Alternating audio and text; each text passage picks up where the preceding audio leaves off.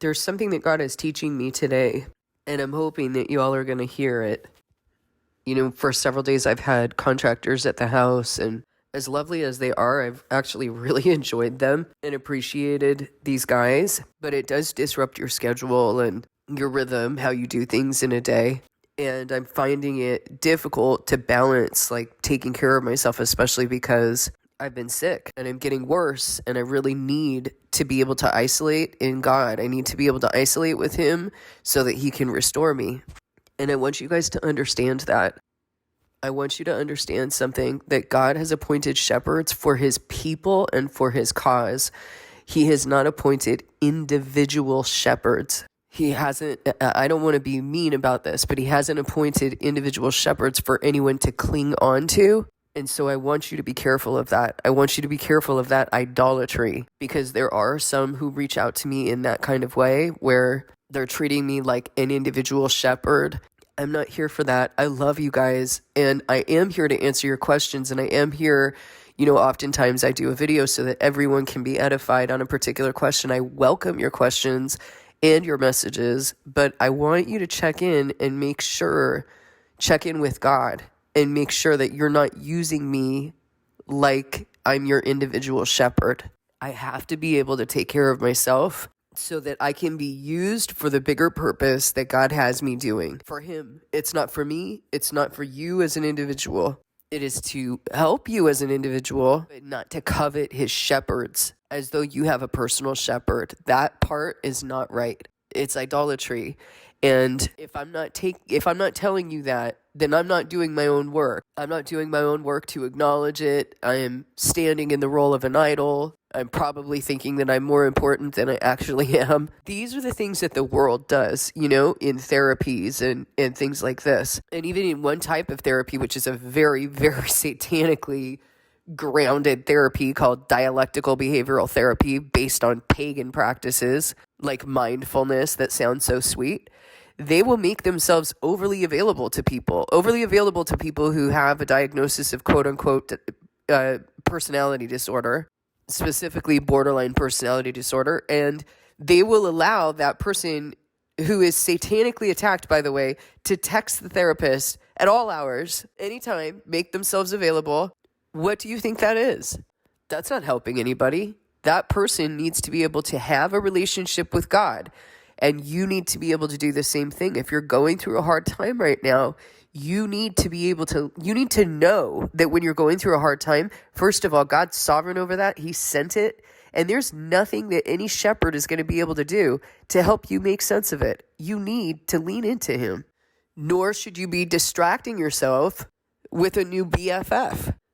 You guys got to take responsibility for stuff like this. This is part of what we've been talking about. You have to be free of all of these idols. God's got to be your number one. You need to be returning to Him, and also returning to Him as an individual. Don't start making this like hey, you want to fast with me, and partnering up with people in order to have a relationship with God. That's not right. You can support each other, but you need to deal with whatever it is if something is freaking you out about having a one-on-one relationship with God, you got to deal with that. And you're not going to be able to deal with it through me. And although I will trudge this with you, I am not your personal shepherd.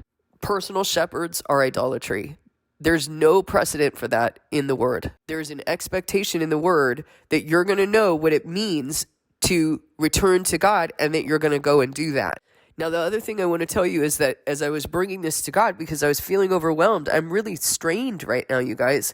Really strained in terms of my resources. You can hear it in my voice for sure. I need to be able to have this time to fast and return to God, this quiet time. But I have a lot of, stuff that's going on with people in and out. I had a painter in and out today. Tomorrow they're coming to seal the driveway. All of this stuff in it disrupts my flow with God. And I need that for what He has me doing. If I'm not in deep with Him, what do I have to share with you? So these are the reasons why He's afflicting me, because He's telling me you're going to have to make a way.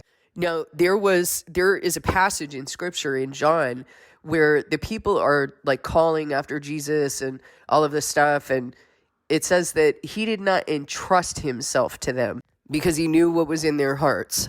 And please don't take this the wrong way, because I really love you guys, and I want to make myself available. but I also don't want to burn myself out. And I don't want to make myself available. I will not make myself available. This is a deal that I have with God. This is something He has taught me, that I am not to step in the role of idol. So please, please don't pull me there, because it's very uncomfortable to have to set these boundaries with certain people.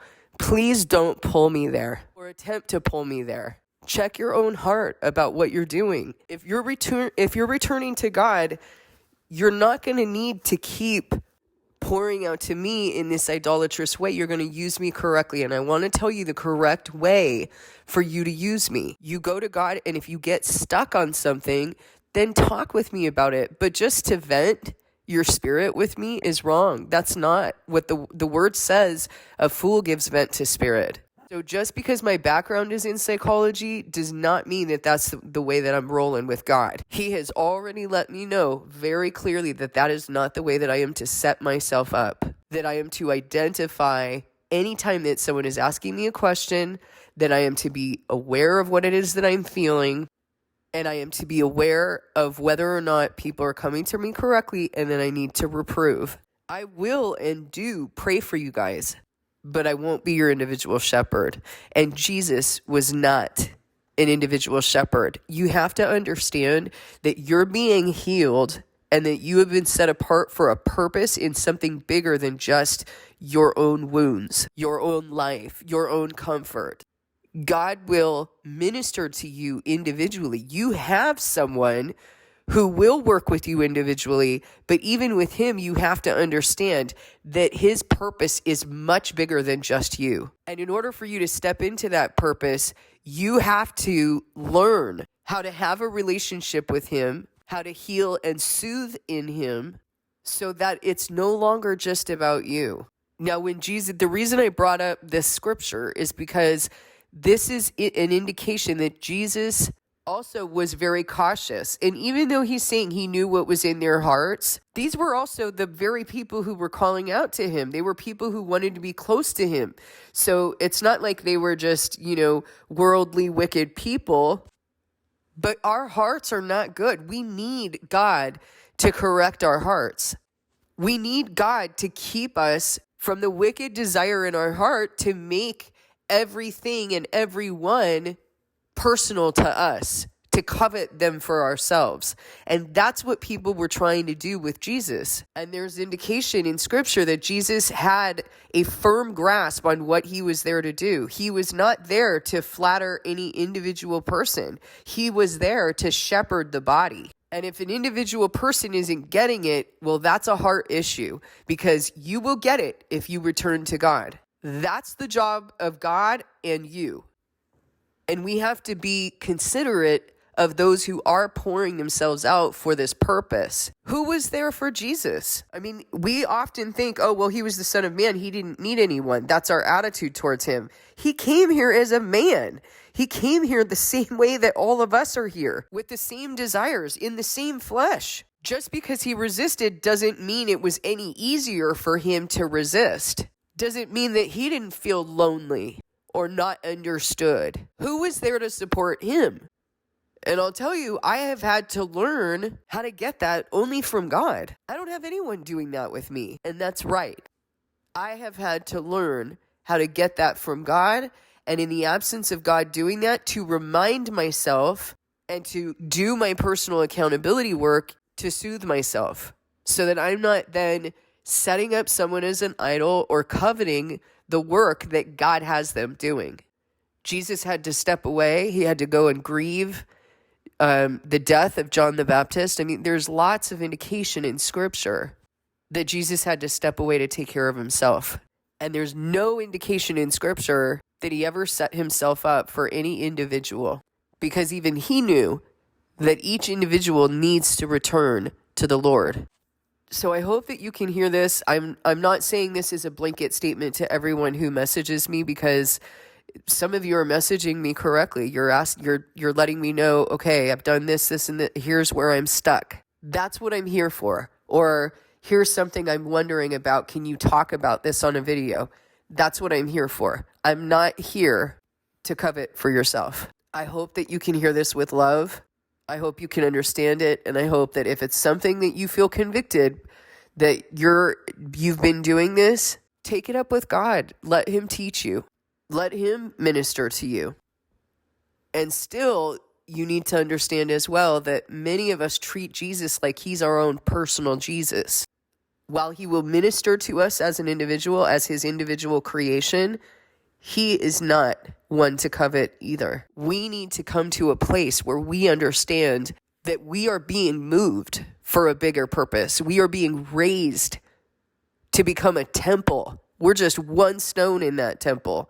We're just one little part of this bigger thing. So we need to stop making this about ourselves. We've got to do our personal work, but our perspective needs to be moving toward the greater good of what Christ is doing.